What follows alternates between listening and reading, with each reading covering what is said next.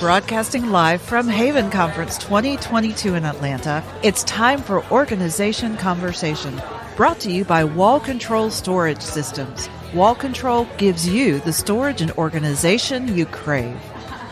Hey guys, welcome back to another episode of Organization Conversation. We are here at Haven, and I'm with my buddy Nathan. How you doing, Nathan? Good. How you doing today? I'm doing good. Introduce yourself to our audience.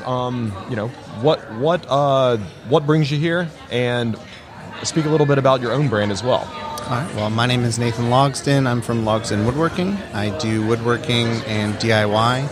I am here at Haven working with freeform brushes, and here a little bit for myself to network and say hi to people. Yeah, it's pretty cool. We had Mike on earlier episode, and it's you guys are great neighbors. It's fun in our little corner here of Haven. So yeah. So how did you get into woodworking? What's your background there with your own brand?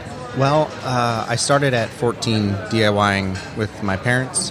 They had a friend that was a fine woodworker and a friend that was a mediocre contractor. And so I basically learned all of the tools and all the different ways to cut things and stuff from them. And as things progressed, I grew up, turned 18, joined the Coast Guard, and I traveled around from various homes. And my wife and I would purchase, upgrade, sell as we transferred to be able to kind of cut cost and make the military life a little bit more welcoming for us whenever we had our new homes. Gotcha. Cool. So how did the the progression from just like you're a woodworker lead into the whole social media aspect of it too? Like when did you start being like, I need to make my own brand around this and kind of show other people what I'm doing?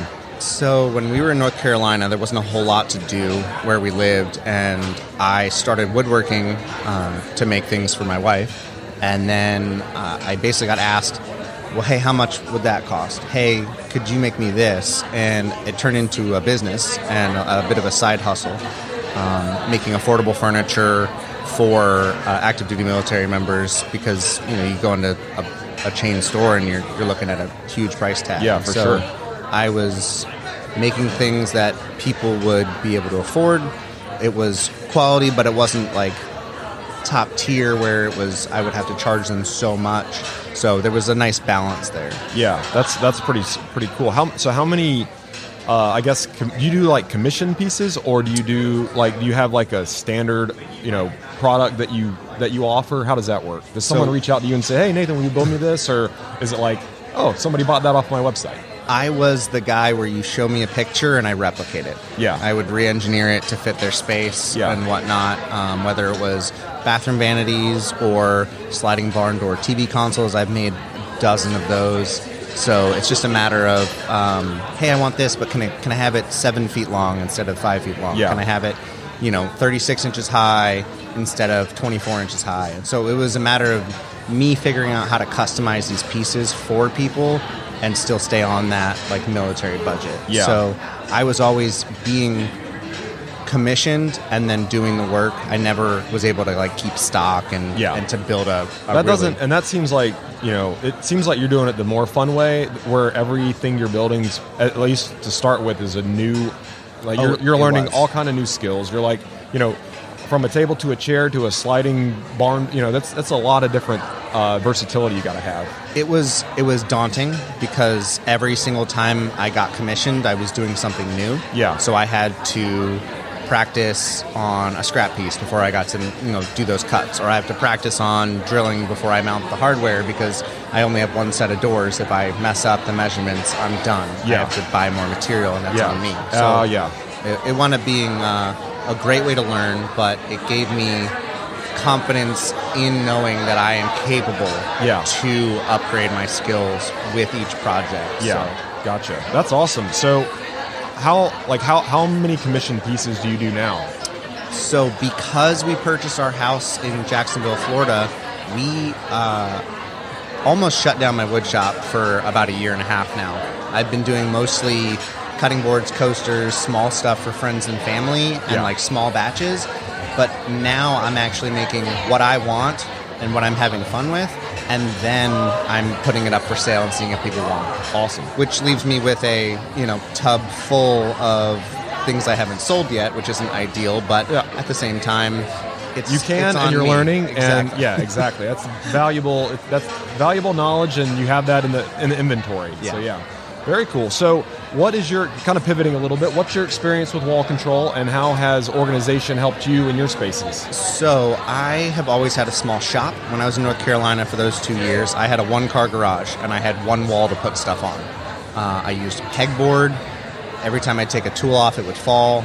So when I moved to from North Carolina to Florida, I was like, all right, I'm building the ultimate French cleat wall. I'm going to organize this space. I'm going to do it right. And then I wanted to change things. And I found that when I made a French cleat holder, it took me 30, 40 minutes to build it. And then now if I want to change it, I have to start over and spend another 30, 40 minutes to build it.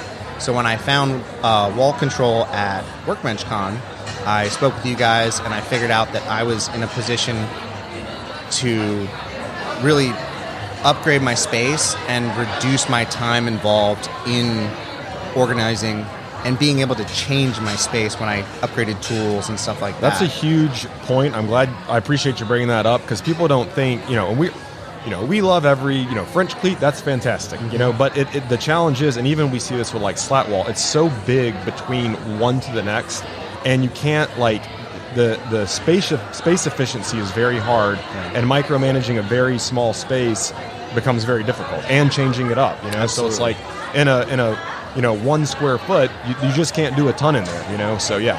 Yeah, I have before and after pictures of what my French cleat wall was able to hold and what my wall control holds in the exact same square footage of wall, and I gained square footage, actual feet of space, because my drills are sticking straight off instead of being sideways, things like that. So I was able to be more efficient. I was able to do it quicker. When I took down my French cleat wall, I had my wall control up and completed taking after photos in 2 hours. Yeah. It took me 2 hours just to build the slats for my French cleats. Yeah. So it's one of those things that it's a matter of how do you balance the time, and I don't have the time. Yeah, what's your time worth, and what can you do with that time that you free up, for sure.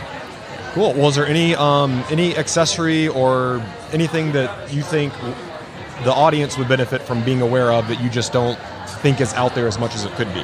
So when I was searching through your guys' website, the one random page that I ended up on, I found your rubber coating for some of your hangers, and I absolutely love that. I have a lot of stainless steel tools or cast iron tools that I don't want sitting steel to steel, and so being able to use those rubber protectors on the hangers, it prevents me from scratching my tools. It also prevents me from scratching the paint off of the hangers. So I really like that aspect of being able to put a little bit of protection between my tools and the holder. Absolutely, yeah. I appreciate you bringing that up. Another great point. That's one that I love too.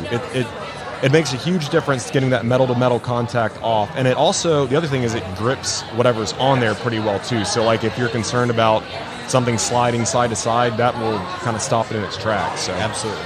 Yeah. Well, thanks for taking the time to sit down. I know you're a busy guy this weekend. One last time, how can our audience find you and follow along with what you're doing? Well, I am Logsdon Woodworking on Instagram and TikTok, and if you want to stop by, send me a message, say hey. Yeah, sounds good. Well, thanks for coming on, and have a good rest of the show. Thanks, you too. Yeah. Thank you for joining us. Organization Conversation is brought to you by Wall Control, a family-owned and operated producer of best-in-class wall-mounted organizers for your home or business, made right here in the USA. To learn more, go to wallcontrol.com.